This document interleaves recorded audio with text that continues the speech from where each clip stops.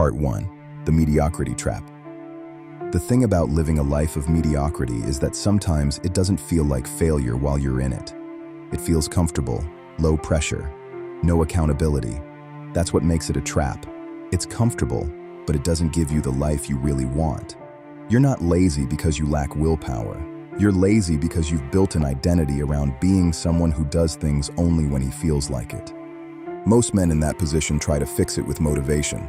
They watch a speech, get fired up for 48 hours, and then slide right back. And they conclude that they just don't have what it takes, that discipline is something other men were born with, like height, like it's just not in your cards. That's the lie that keeps men stuck. Discipline is not a trait, it's a muscle, and a muscle responds to one thing: putting it to work. Part 2. Discipline is a skill. Here's what I got wrong for years. I thought discipline was a trait, like some men were born with it and some weren't. I'd look at productive people the way you look at someone who's 6'4", like, good for you, I wasn't built that way. But discipline isn't a trait, it's a skill. And skills are built through repetition, not inspiration. The shift happened when I stopped asking, do I feel like doing this? And started asking, what type of life do I want? And what am I committed to doing to get there? Those are completely different questions. One hands the controls to your emotional state. The other hands them to you. The technical term for this is replacing I should with I have to, not as a motivational phrase, as a genuine internal renegotiation. The goals that stuck for me stopped being aspirations and became non-negotiable. When something is non-negotiable, you stop spending mental energy deciding whether to do it. The decision is already made, you just execute. That sounds simple. It's not easy, because the moment you make something non-negotiable, you also have to face the version of yourself that's going to resist it. Part 3. Creating internal urgency. There are a few mechanics underneath real discipline that most men never learn because they're too busy chasing motivation hits. The first is urgency. External deadlines, a boss, a deadline, a bill, create urgency automatically. Without them, most men float. The skill is creating urgency internally, without waiting for external pressure to force your hand. You do this by making the cost of inaction real and visible to yourself. Not theoretical. Specific. What does your life look like in 5 years if you keep operating the way you're operating right now? Sit with that, brother. Actually, sit with it. That discomfort is useful. It's the fuel you've been outsourcing to other people. The second is the cold truth about bad habits. Most men try to quit things through willpower alone. They white-knuckle it for a few days, slip, and conclude they don't have what it takes. But the habit isn't the problem. The root is. Bad habits exist because they're solving something. Video games, watching Netflix, eating junk food. These things solves boredom and provides an escape from reality for many. Drinking solves social anxiety. The habit is never random. It's always filling a gap. Find the gap, address it directly, and when you cut the habit, cut it clean. The middle ground between quitting and not quitting is where most men stay permanently. The third is Newton's first law applied to your own life. A body at rest stays at rest. A body in motion stays in motion. The hardest part of any task is the first 2 minutes.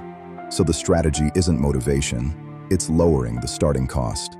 I'll just do it once. I'll just sit down for 5 minutes. You're not lying to yourself. You're removing the psychological friction that keeps you stationary. Once you're moving, momentum does the rest. The fourth is your environment. Discipline is harder when your environment is optimized for distraction. Your phone on your desk is a tax on your focus. Your fridge full of garbage is a tax on your health. Your social circle full of people who are comfortable with mediocrity is a tax on your ambition. You don't overcome your environment through willpower, you change it.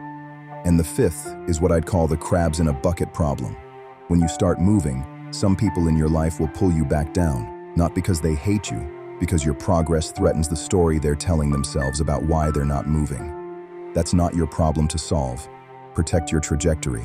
Not everyone who knew you before needs a seat at the table of who you're becoming. Part 4. Your self-image. Underneath all of this is one thing: your self-image.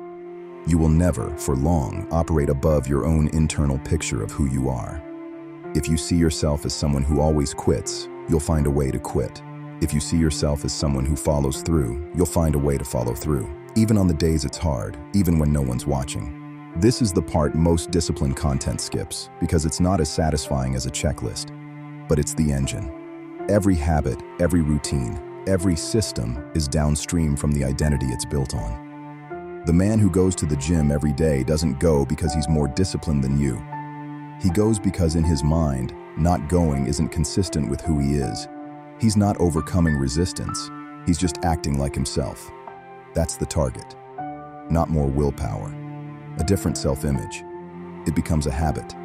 It becomes automatic. You build that through small wins that compound, not grand transformations. Small, consistent proof that you do what you say you're going to do. Every time you follow through on something you said you'd do, even something minor, you're depositing into that self-image. Every time you don't, you're withdrawing. Most men are in the red and don't know why they don't believe in themselves. Part 5, and where to start. So here's where most men get stuck after hearing all of this. They understand it. They agree with it. And then they go back to their life, and nothing changes. Not because they're weak, because they're waiting for the right starting point, and the right starting point never comes. So I'm going to give you 3 concrete moves, brother. Not a 30-day program, not a morning routine overhaul. 3 things you can do today that will start building the actual muscle. First, pick one thing you said you'd do and do it before you do anything else. Not the most important thing. The thing you've been delaying. The email, the workout, the call. The point isn't the task. The point is the proof. Every time you close the gap between deciding and doing, you make a deposit into your self-image. Do it 10 times, and you start to become someone who follows through. Second, remove one thing from your environment that makes the wrong choice easier than the right one. Phone in another room while you work. Junk food out of the house. Notifications off. You're not fixing discipline with willpower. You're changing the architecture, so discipline costs less. Third, write down one goal and make it non-negotiable. Not, I want to go to the gym more. Make it specific. I train Monday, Wednesday, Friday. That's not up for discussion. The shift from aspiration to non-negotiable is a small sentence change with a massive psychological effect. It removes the daily decision. The decision is already made. You just execute. That's it. 3 moves, small enough to start today, significant enough to compound. Here's the thing about discipline. It looks different from the outside than it feels on the inside. From the outside, it looks like someone who has it together, who never struggles, who just naturally does the hard things. From the inside, it's someone who decided, once clearly, with full awareness of what the alternative costs, that they weren't willing to keep living on the ceiling of a comfortable, small life. The 1% better everyday thing is real, not as a motivational poster, as a mathematical fact. Small, consistent forward movement compounds into something unrecognizable over time.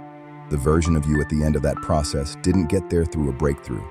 He got there through 10,000 small decisions to keep going. You already know what you need to do. That's rarely the problem. The gap isn't information, it's execution. And execution is a skill.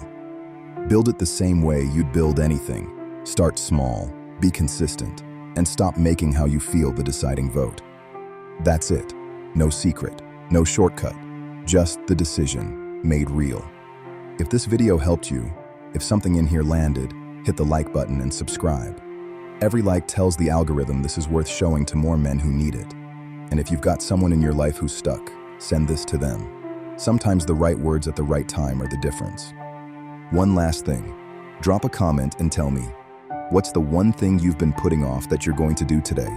Not tomorrow, today. There's something about saying it out loud, even in a comment section, that makes it real in a way it wasn't before. Use it. The disciplined man isn't someone who never wants to quit. He's someone who decided to keep going even on the days when he doesn't feel like it. Keep going, brother. See you in the next one.